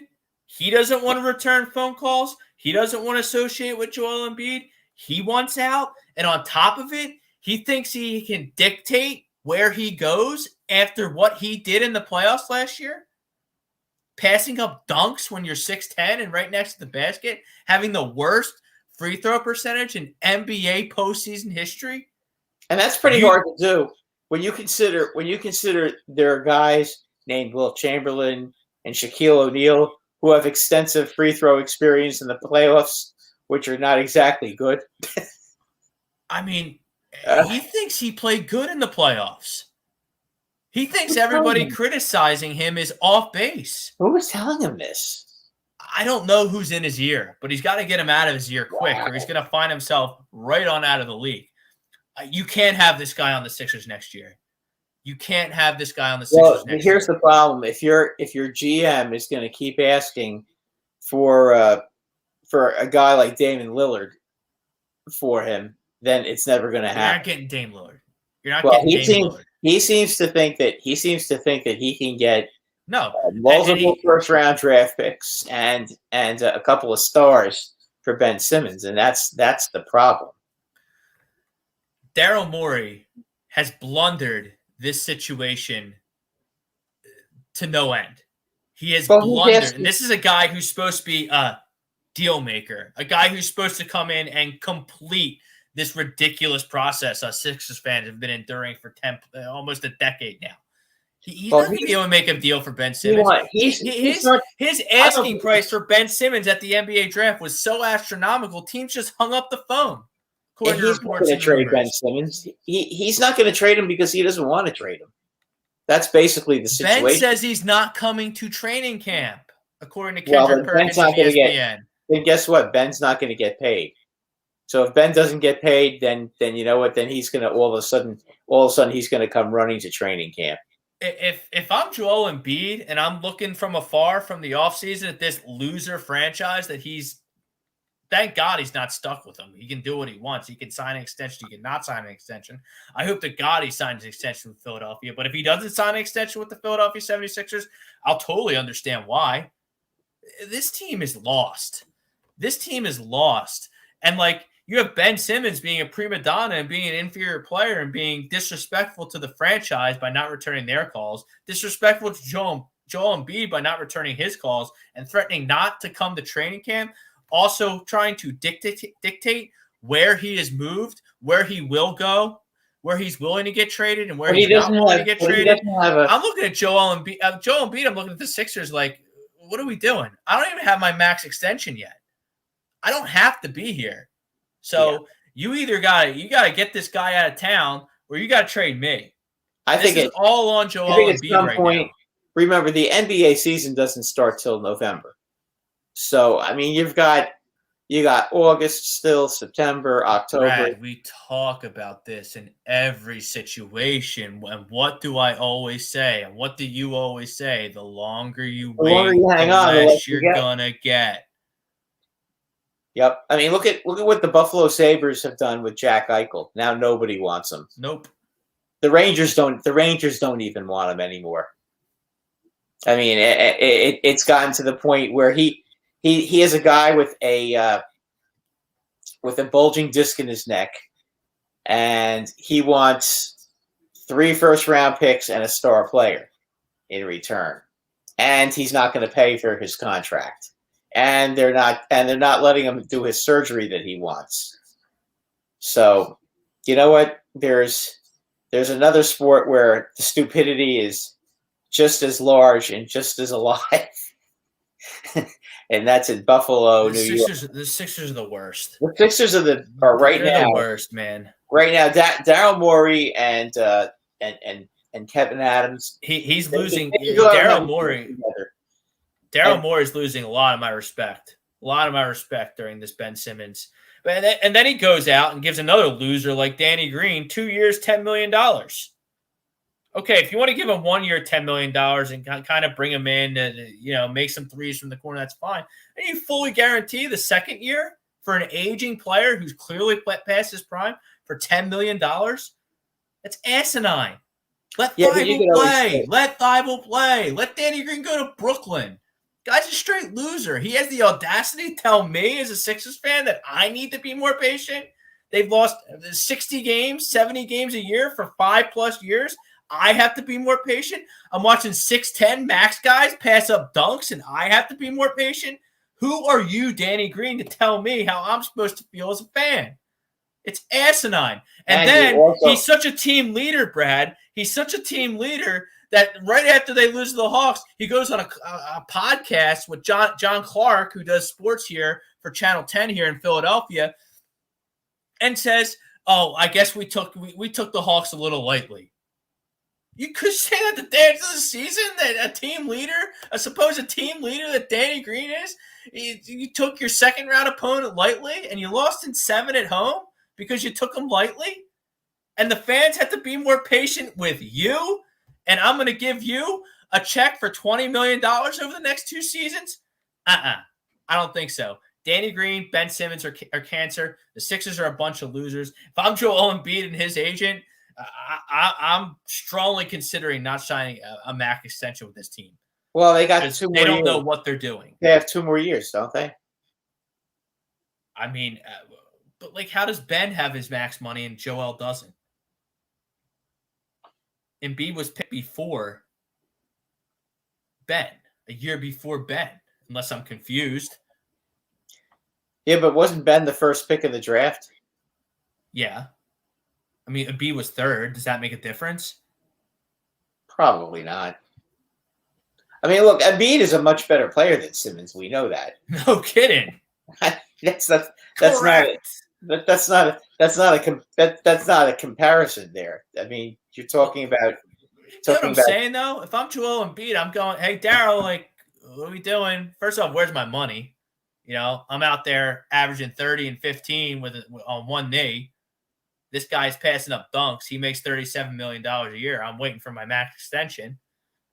What's going on there? And what do you mean, Daryl? We're running it back. We're going into the season next year with the same team. We're going to run it back, so to speak. A team that lost in the second round, you're just going to run it back?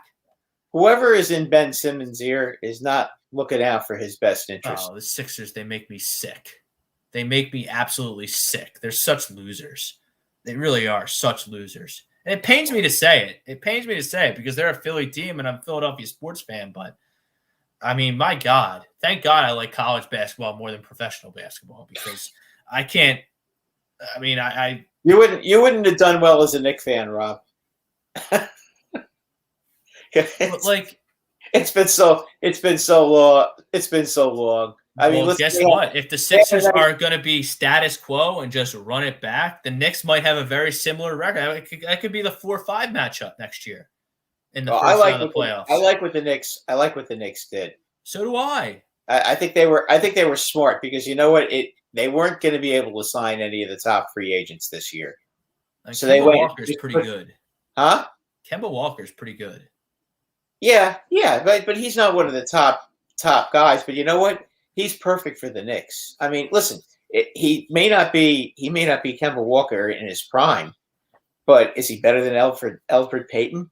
Yes, by light years. And you know what? It's not going to hurt. It's not going to hurt some of the young kids, those young point guards on the bench that they have to have him mentor them either.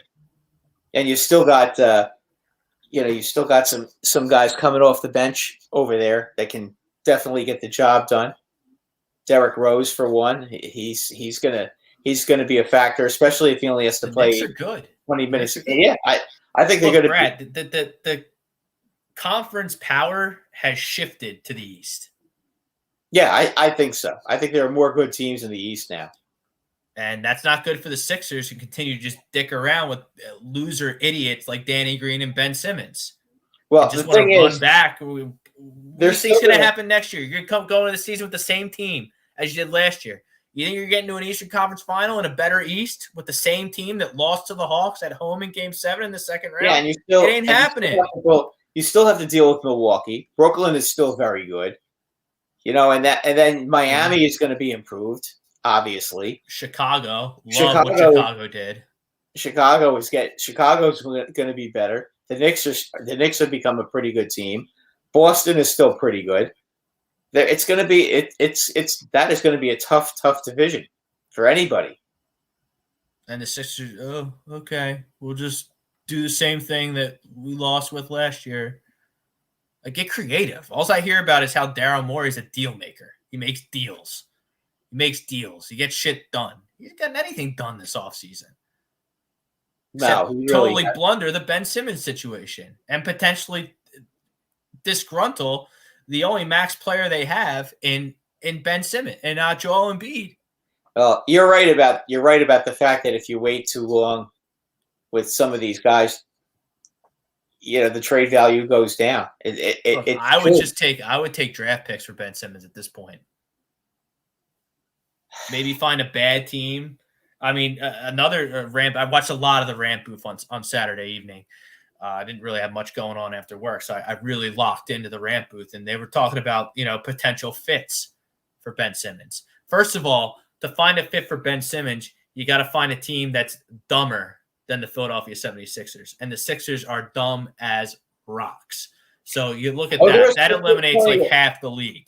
There's plenty of teams. Oh, I know. Someone will take him. So you look at the Spurs because Greg Popovich is stubborn and thinks he'll be able to fix Ben Simmons. That could be a fit. I would trade Ben Simmons for their point guard, DeJounte Murray, in a second. What about Heald on the Sacramento Kings? You see, the Kings, I don't think that's a fit unless they're trading us a point guard. Look, the Kings have 3 point guards on their roster right now. They have De'Aaron Fox, who they're financially committed to, and he's a beast. They have Tyrese Halliburton, who they picked in the lottery. But I'm saying last year could get one of those guys. But the Sixers could get one of those guys in return along with a couple of first round. Ben has to have the ball in his hands all the time, or he's a sourpuss.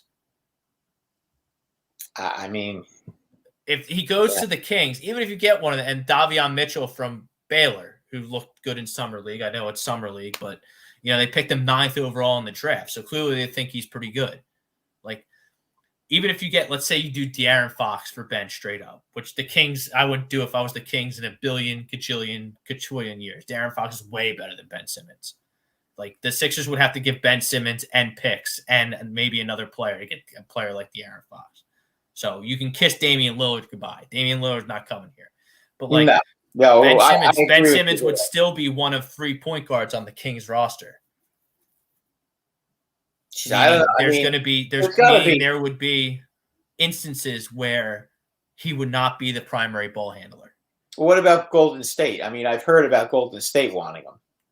Golden State wanted him at the draft, but they allegedly hung up the phone on the Sixers and didn't re-engage talks because they wanted Wiseman, Wiggins, and like 2 or 3 first-round picks. I think it was 4 first-round picks, actually, according to rumors. There's no way they were going to get that. See, I don't think Daryl Morey is really engaged as far as trading Simmons. I just don't think so. Why? He can't be here. I think that I don't think he really wants to trade him. Just based on the fact that he's asking for so much. I think that's an issue. If he's asking for all this talent and he knows darn well he's not going to get it, he's not really looking to trade him then. I mean, that's the best fit from a basketball standpoint because you can have him bring the ball up and you got 2 gunners on the wings with Thompson and Curry, and you got Wiseman and Draymond Green down low. That's a good starting 5. They won't win a championship because Ben Simmons is straight poison, straight cancer, and will never win as long as he lives anything. He's such a loser. But that's the best X and O fit. Like, I would have done Wiggins in the 7th pick I would have called the Warriors. Give me Wiggins and the 14th pick. Done deal. Yeah. I mean, but you look at Minnesota. Minnesota alleged to be interested. That could work because Minnesota's dumb as rocks. Yeah, they're that's not a very smart team. He would fit there though. Like I would trade Ben Simmons for Malik Beasley, who I love. He's a little bit of a thug, but I think his legal problems are over now. He served the huge suspension. He's a pretty good player. Served a huge suspension last year. You know, I think he could come in, and then you have a backcourt of Maxey and Malik Beasley, and you give me 2 first-round picks. I get a 2-guard and some picks to, kind of build up my depth. Maybe I get lucky and get a gem. I still have Joe. I still have Tobias. I still have Maxey. I have Thibault. See, look, I'm not trading Simmons, Thibault, and Maxey and picks for Dame Lillard. I think that's too much. Oh, I agree with you, but I don't think Portland really wants to trade him. I think if they were going to trade him, they would have done it already. They would have done it at the draft. I mean, the thing is, once the draft is over, you lose a little bit of leverage because you don't want to start selling off your team before the season even starts.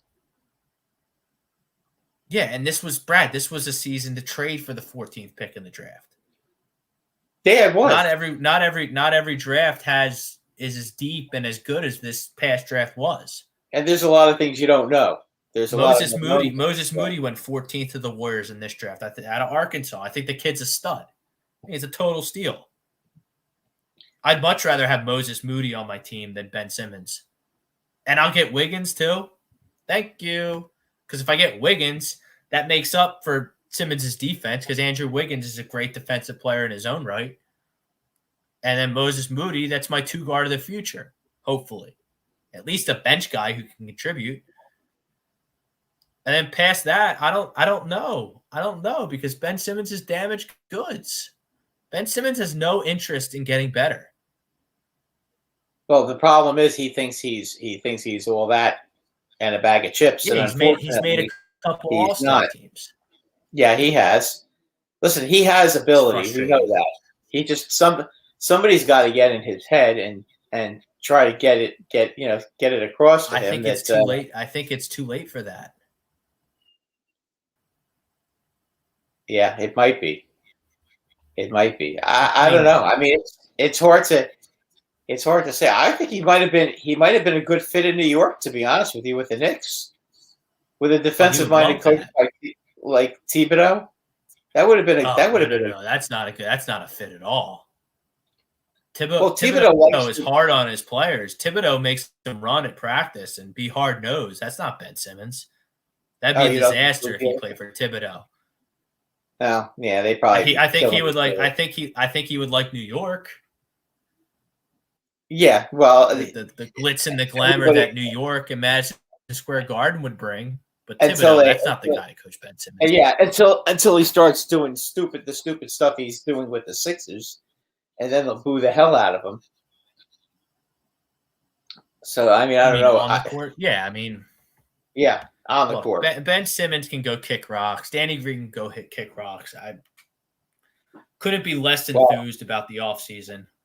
I mean, he's going to run it back. A team that once again failed to make the Eastern Conference Finals. Just going to run it back. Thought we had a deal maker. I thought we had a deal maker as a GM. I thought we had I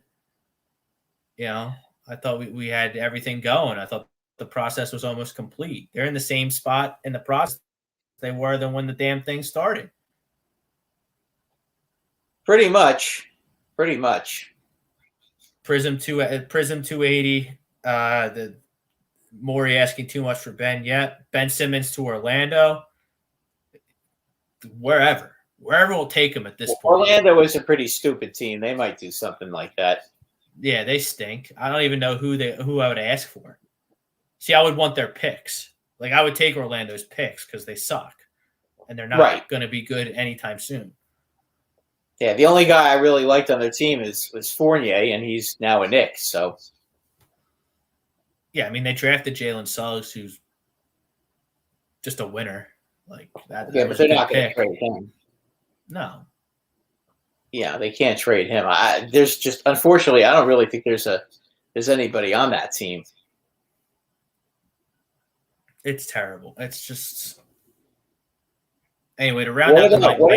What about the Pelicans though? I mean, they let Ball go, and I just can't believe they let him go. I mean, what are they? Yeah, thinking? they re-signed Josh Hart today, 3 years, $38 million, which is a pretty good contract. He can do a lot for you.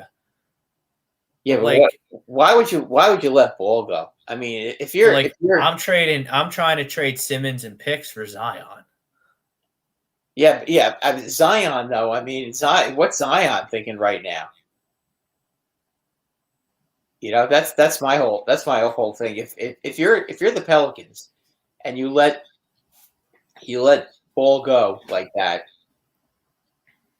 then I don't know what they're doing. I don't know what their plan is. I don't know what Zion. I mean, if I'm Zion, as soon as in 2 years when my rookie contract is over, I'm gone. No, they have zero shot to re-sign Zion. Yeah, he's going to be good. He's going to definitely leave. So, and that's going to be interesting because then you're going to have a lot of teams with a lot of salary cap space after him because he's a kind of guy. He's a keeper. Don 19. Do y'all see the Bucks winning back to back? No, they got a good as chance as any.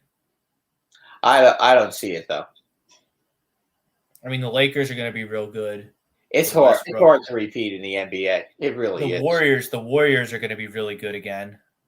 Yeah, and don't forget Brooklyn. I mean, Brooklyn's going to be really good. Yeah, you can't throw. It would be a mistake to throw them out. And you have Boston in the East. You have Philadelphia in the East. You have the Knicks in the East. You have the Bulls in the East. The Bulls are not getting talked about enough. And the Hawks. And you have the Hawks too. They were in the Eastern Conference Finals last year. Yeah, that East is loaded. That's a team where you're happy. You run it back. You don't lose anybody. You retain everyone. You go at it again. You get a full season with your coach. They also are a young team. They'll get better. Ben Simmons. The thing with the Sixers, they have some good young players on their team. They can get better. I don't know. I don't think that they're at a point where they.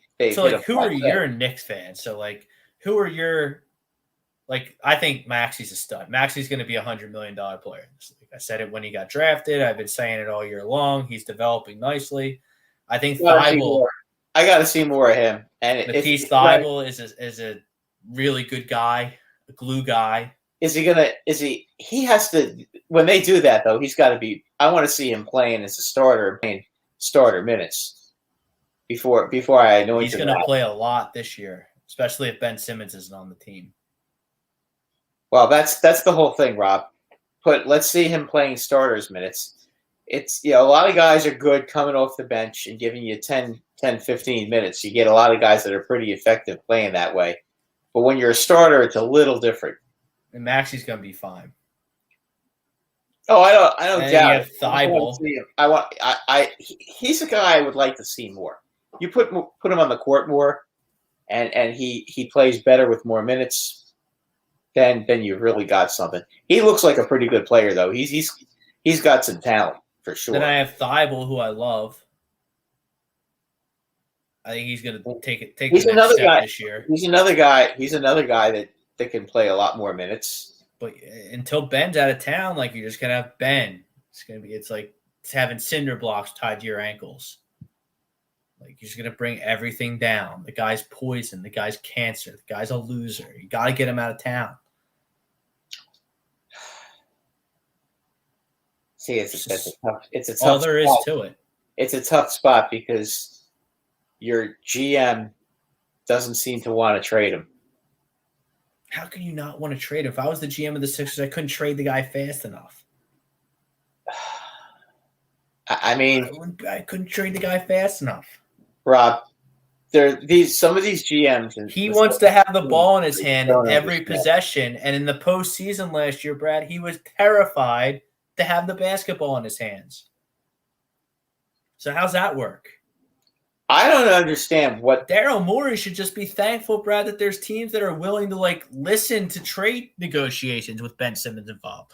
I Did wouldn't he trade not- for. I did wouldn't he trade not a watch him? basketball for Ben Simmons. Did he not watch the playoffs? I guess not. I mean, I just don't get. Sometimes these general managers, I just don't get what they're doing. Sometimes I think they I don't know. Maybe they don't get enough sleep at night. I just don't know. Don't understand it. Daryl Morey should take a 2-week vacation to the Caribbean somewhere and just, chill out, relax, and come back Well, usually to this the is Ben the Simmons quiet, situation with. this is usually the quiet time for the NBA anyway. You don't really see that much going on right now. You're deep into the off season. The draft is gone. You got the summer league, which is probably wrapping up at the end of this week. Yeah, I saw that they're doing like playoffs or something. I don't know. I didn't even know the summer league had playoffs, but Yeah, I mean, listen, the more playing time some of these guys get, the better. Prism 280 Zion's probably untouchable right now. I don't think he's untouchable. Who? Zion. Oh, he's untouchable right now. Yeah, I don't think he's untouchable, Brad. But I think he is absolutely. He's not re-signing there. No, he is so out of there. He is so out of there in 2 years.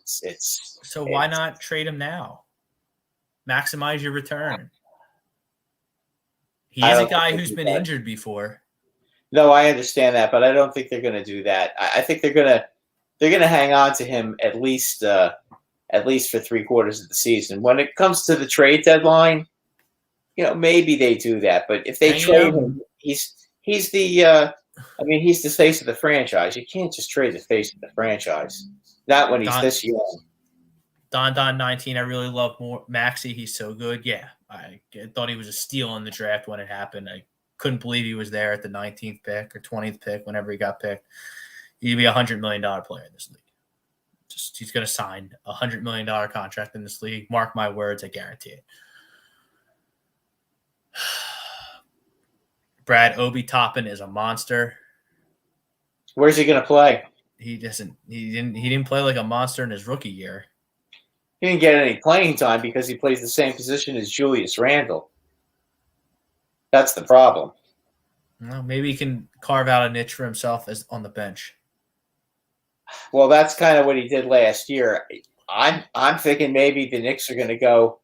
Maybe they'll let him play center. They'll go small and they'll let him play center. I mean, he can jump. He can jump. He can certainly jump as high as a center. He's quick. He's pretty quick. I mean, he may get manhandled by some of the bigger, stronger centers in the league. But if that happens, you have other guys who can come off the bench and help him out. All right, we got to get out of here. Flight Zone coming up, 9:30, about 15 minutes. Thank you to Frank for producing the show. Thank you to everyone who liked, subscribed, and shared to the show. Turn those notifications on. Don't miss anything here at A2G Radio. Thank all our great listeners who commented on the show tonight. He's Brad Ryer. I'm Rob Brinkman. Until next Monday, peace out, everybody.